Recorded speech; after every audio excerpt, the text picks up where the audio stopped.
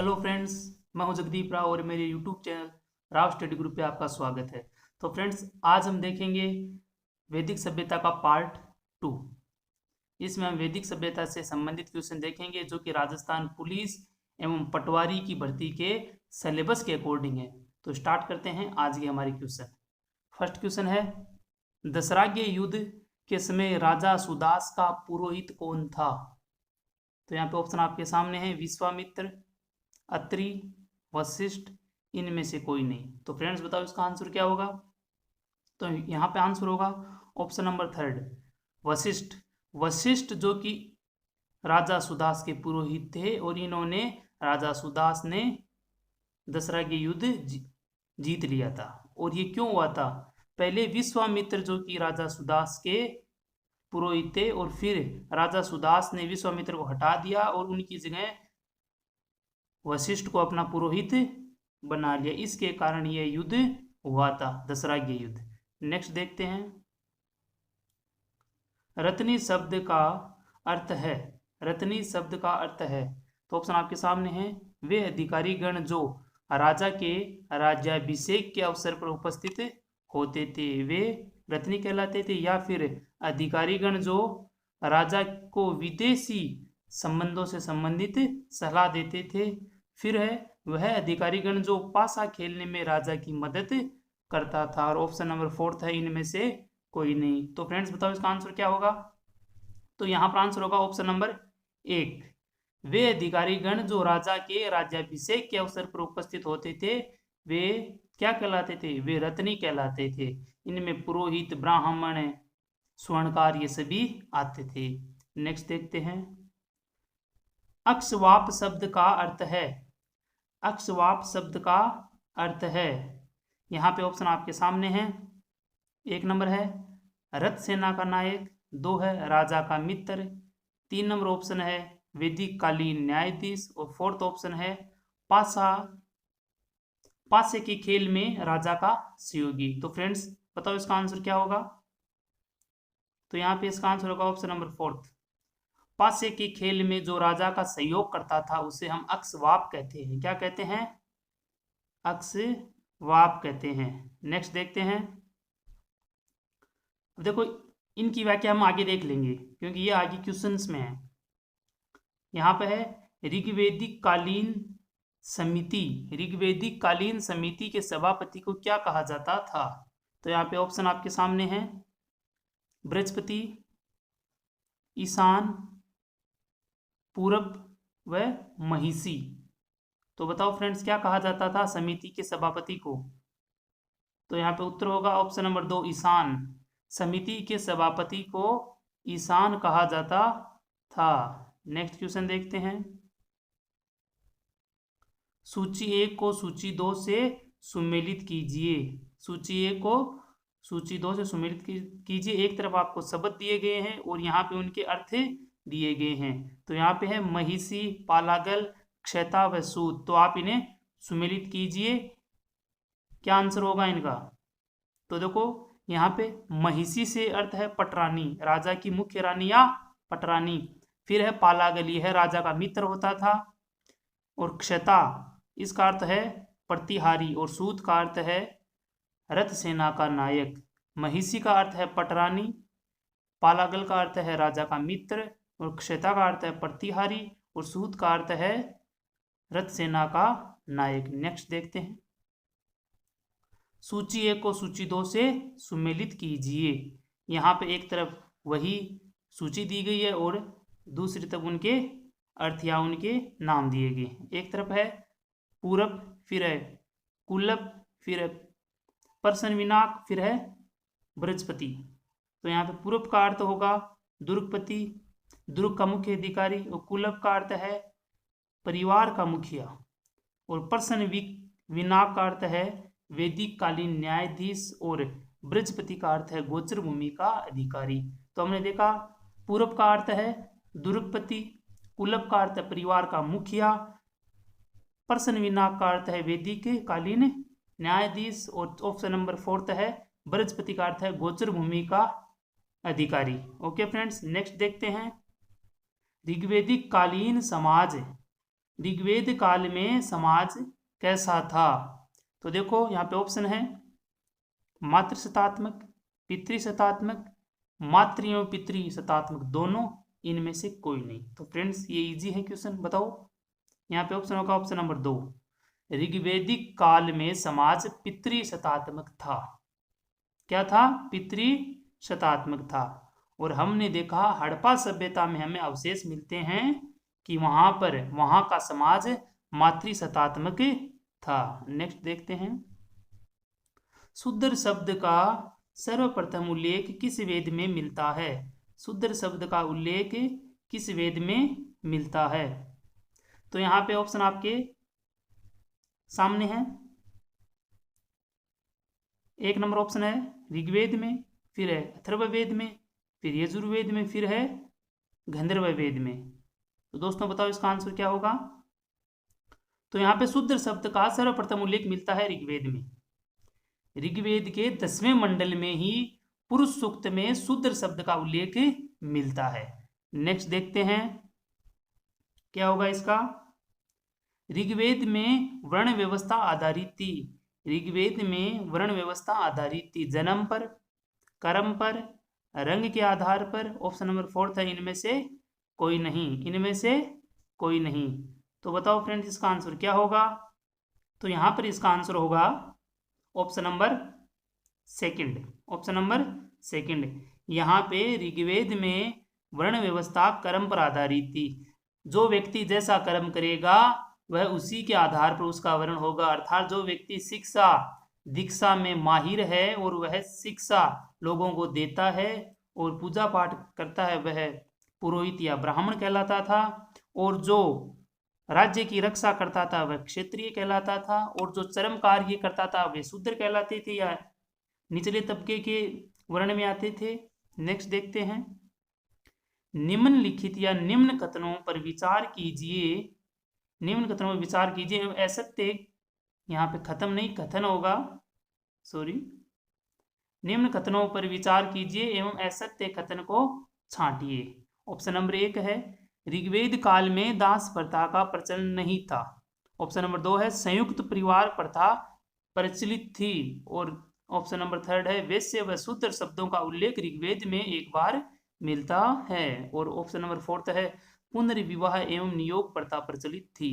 तो बताओ फ्रेंड्स इसका आंसर क्या होगा? तो यहाँ पे आंसर होगा ऑप्शन नंबर 1।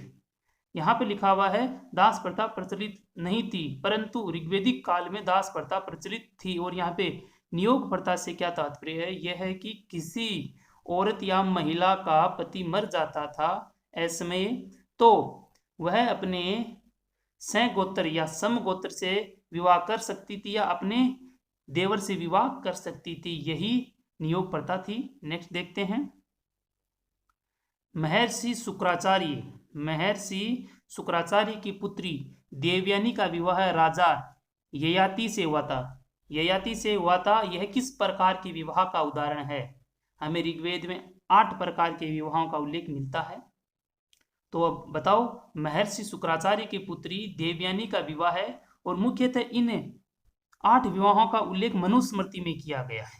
मनुस्मृति में इन 8 विवाहों का पूर्ण व्याख्या की गई है। तो बताओ यह उदाहरण किस प्रकार का है? महर्षि शुक्राचार्य की पुत्री देवयानी का विवाह एवं राजा ययाति के साथ कराया गया, यह किस प्रकार का उदाहरण? ऑप्शन आपके सामने है।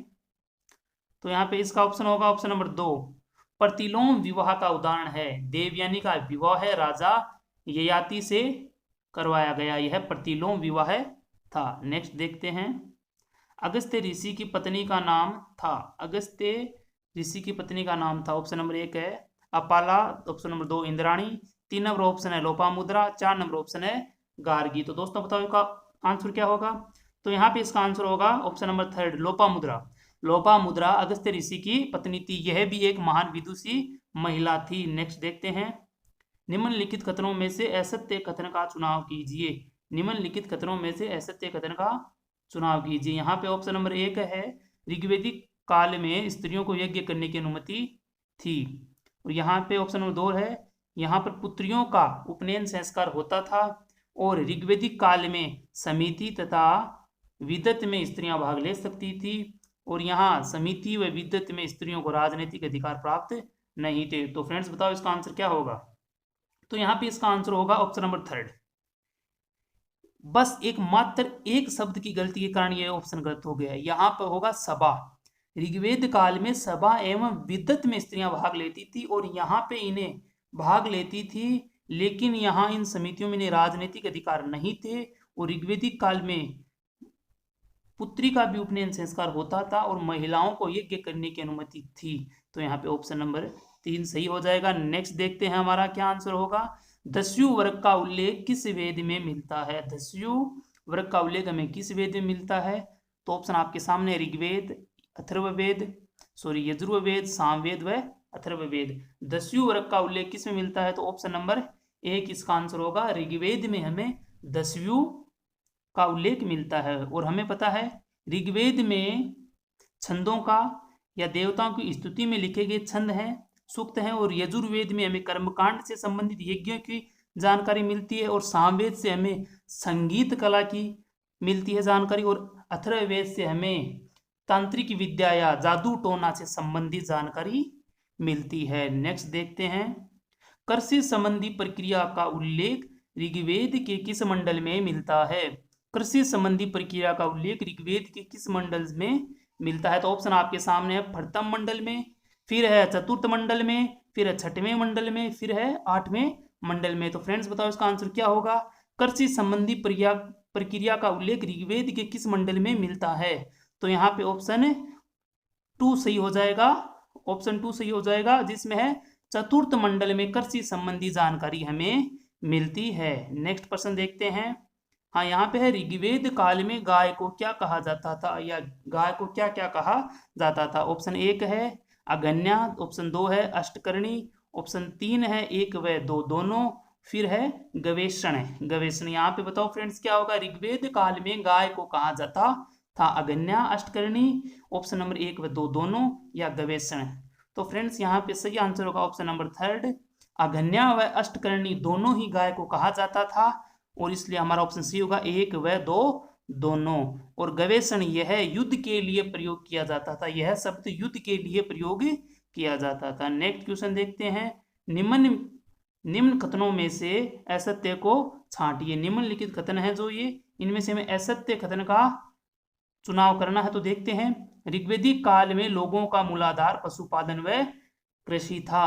भूमि पर संपूर्ण कबीले का स्वामित्व था या सामूहिक रूप से स्वामित्व था। और ऋग्वेद में नमक व कपास का उल्लेख मिलता है। और ऑप्शन नंबर 4 है ऋग्वेदिक काल में युद्ध के लिए गवेषण, गोसु या गव्य शब्दों का प्रयोग हुआ है। तो दोस्तों बताओ इसका आंसर क्या होगा। तो फ्रेंड्स इसका आंसर होगा option number 3। Option number 3, Rigveda में नमक व कपास का उल्लेख नहीं मिला है। हमें ऋग्वेद में नमक व कपास का उल्लेख नहीं मिला है। और यहाँ पर भूमि पर संपूर्ण कबीले का स्वामित्व होता था। किसी व्यक्ति का व्यक्तिगत रूप से भूमि पर स्वामित्व नहीं होता था। और युद्ध के लिए गवेषण, गोसु, गव्य आदि शब्दों का हमें उल्लेख मिलता है। नेक्स्ट देखते हैं। यहाँ पे पणि शब्द से तात्पर्य है। पणि शब्द का क्या अर्थ है। ऑप्शन नंबर 1 है व्यापारी, 2 है मवेशियों के चोर एवं व्यापारी, ऑप्शन नंबर 3 है बड़े व्यापारी एवं खरीदार, ऑप्शन नंबर 4 है गाय के पालनकर्ता। तो फ्रेंड्स बताओ इसका आंसर क्या होगा। पणि शब्द से तात्पर्य है। तो फ्रेंड्स यहाँ पे आंसर होगा ऑप्शन नंबर 2, मवेशियों के चोर एवं व्यापारी। पणि क्या करते थे, यहाँ के ऋग्वेदिक कालीन लोगों की गायें चुरा लेते थे। अधिकतर ये गाय चोर ही होते थे और ये उन्हें चुरा कर अन्य स्थानों पर बेच देते थे। नेक्स्ट क्वेश्चन देखते हैं। बलि शब्द का निम्न में से अर्थ है। बलि शब्द का निम्न में से अर्थ है। यहाँ ऑप्शन है राजा के द्वारा वसूल किया गया कर, फिर है जनता द्वारा दिया गया कर, फिर ऑप्शन नंबर 3 स्वेच्छा से जनता द्वारा दिया गया, राजा को दिया गया कर। क्या नहीं है यहाँ पे कर होगा, कर होगा। फिर ऑप्शन नंबर 4 है भूमि कर के रूप में लिया गया कर। तो बताओ फ्रेंड्स इसका आंसर क्या होगा। तो दोस्तों इसका आंसर होगा ऑप्शन नंबर 3 स्वेच्छा से जनता द्वारा राजा को दिया गया कर। ऑप्शन नंबर 3 होगा स्वेच्छा से जनता को दिया गया, स्वेच्छा से जनता द्वारा दिया गया कर। नेक्स्ट क्वेश्चन देखते हैं अब। निम्नलिखित में से कुशीदी कुशीदवर्ती शब्द का अर्थ है, निम्नलिखित में से कुशीदवर्ती शब्द का अर्थ है। तो ऑप्शन नंबर 1 है ऋण देने के कार्य को कुशीदवर्ती कहते थे, या ऋण उधार लिए गए ऋण को, या फिर ऋण के लेन देन को, या बड़े स्तर पर किए गए व्यापार को। तो कुशीदवर्ती शब्द का अर्थ है, ऑप्शन आपके सामने है, ये 4 ऑप्शनों में से कौन सा ऑप्शन होगा दोस्तों? तो यहाँ पे ऑप्शन नंबर 1 सही होगा। ऋण देने के कार्य को कुशीदवर्ती कहते थे, और जो उधार लिया गया ऋण, या जो उधार लिया गया ऋण होता था उसे कुशीद कहते थे। ऋण देने के कार्य को क्या कहते थे? कुशीदवर्ती, और जो उधार लिया गया ऋण था उसे कहते थे कुशीद। नेक्स्ट देखते हैं, यहाँ पे ऋग्वेद में अयस शब्द किस धातु के लिए प्रयोग हुआ है? ऋग्वेद में अयस शब्द किस धातु के लिए प्रयोग हुआ है? तो यहाँ पे ऑप्शन आपके सामने लोहा, तांबा व कांस्य के लिए, इनमें से कोई नहीं। तो फ्रेंड्स बताओ ऋग्वेद में अयस शब्द का उल्लेख किसके लिए हुआ है? तो ऑप्शन 3 नंबर ऑप्शन यहाँ पे सही होगा, तांबे एवं कांस्य के लिए अयस शब्द का प्रयोग हुआ था। नेक्स्ट देखते हैं, ऋग्वेदिक काल में या ऋग्वेदिक आर्य किन किन धातुओं से अपरिचित थे? ऑप्शन आपके सामने है लोहा, 1 व 3 दोनों, और कांसा, या इनमें से कोई नहीं। तो दोस्तों बताओ इसका आंसर क्या होगा? तो फ्रेंड्स इसका आंसर होगा ऑप्शन नंबर 1 लोहा धातु से ऋग्वेदिक लोग या ऋग्वेदिक आर्य अपरिचित थे, उन्हें लोहे की जानकारी नहीं थी। अगर इन्हें लोहे की जानकारी होती तो यह कृषि कार्य को बहुत ही उच्च स्तर पर और बड़े ही व्यापक स्तर पर करते, जिनसे इनकी ग्रामीण सभ्यता से ये शहरी सभ्यता की ओर गमन करते, लेकिन ऐसा नहीं हुआ। नेक्स्ट देखते हैं, विवाह सूक्त ऋग्वेद के किस मंडल में उल्लेखित है? विवाह सूक्त ऋग्वेद के किस मंडल में उल्लेखित है? ऑप्शन आपके सामने है, 5वें मंडल में, 7वें मंडल में, 8वें मंडल में, 10वें मंडल में। तो फ्रेंड्स बताओ विवाह सूक्त ऋग्वेद के किस मंडल में है? तो ऑप्शन होगा यहाँ पे 4th 10वें मंडल के पुरुष सूक्त में हमें 10वें मंडल के विवाह सूक्त में हमें ये विवाह सूक्त का उल्लेख मिलता है 10वें मंडल में, और उसी विवाह सूक्त में विवाह संहिता का उल्लेख मिलता है। विवाह सूक्त में हमें विवाह संहिता का उल्लेख मिलता है। नेक्स्ट देखते हैं, निम्न में से वहतु शब्द का अर्थ है। ऑप्शन आपके सामने है, 1 नंबर ऑप्शन है आजीवन अविवाहित रहने वाली कन्याएं, श्रापित कन्याएं, कन्या की विदाई में दिया गया उपहार, या कन्या को पैतृक संपत्ति से मिला धन। तो ऑप्शन आपके सामने है, तो बताइए बहुत शब्द का अर्थ होगा। तो यहाँ पे दोस्तों ऑप्शन होगा ऑप्शन नंबर 3 कन्या की विदाई के समय जो उपहार दिए जाते थे उन्हें हम बहुत कहते हैं, और जो कन्याएं आजीवन अविवाहित रहती थी उन्हें हम अमाजू कहते हैं। क्या कहते हैं? अमाजू कहा जाता था। नेक्स्ट देखते हैं, ऋग्वेदिक काल के बारे में असत्य है। तो दोस्तों बताओ, हमारे सामने है ऑप्शन, ऋग्वेद काल में कोई नियमित भूमिकर नहीं था, और फिर है स्त्रियों को संपत्ति में अधिकार नहीं था, और इस काल में कृषि योग्य भूमि को उर्वरा या क्षेत्र कहा जाता था, और 4th ऑप्शन है शिक्षा में गुरुकुल में दी जाती थी एवं लिखित रूप में होती थी। तो फ्रेंड्स बताओ इसका आंसर क्या होगा? तो यहाँ पे आंसर होगा ऑप्शन नंबर 4th, क्योंकि शिक्षा गुरुकुल में तो दी जाती थी लेकिन मौखिक दी जाती थी, लिखित शिक्षा ऋग्वेदिक काल में नहीं दी जाती थी, और यहाँ पे स्त्रियों को पैतृक संपत्ति में अधिकार नहीं था, और यहाँ पे कोई भी नियमित भूमिकर नहीं था, और इस काल में कृषि योग्य जो भूमि होती थी उसे उर्वरा या क्षेत्र कहा जाता था। तो फ्रेंड्स आज के लिए इतना ही। अगर ये वीडियो आपको पसंद आया तो वीडियो को लाइक करें एंड चैनल को सब्सक्राइब करें। Thank you friends.